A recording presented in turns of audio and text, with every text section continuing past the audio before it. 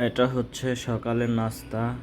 দুধ আছে, দুধের ভেতর চিয়া সিড, ইসবগুলের ভুসি, কলা,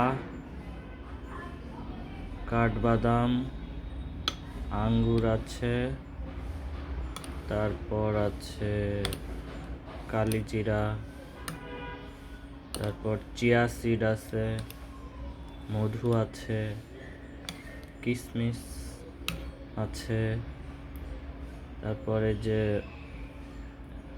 এটা কি কুমড়ার বীজ বোধহয়, আর আছে খেজুর, তারপর কিশমিশ। খাবারটা খুবই মজাদার।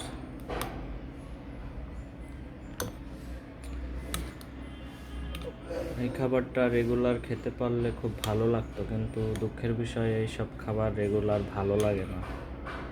পরোটা, ডাল ভাজি, ডিম ভাজি, হ্যাঁ, সিঙ্গাড়া এসব ভালো লাগে।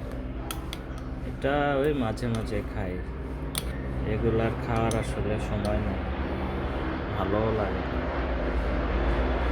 হাসিনা চলে আসলো না, প্লেনের শব্দ।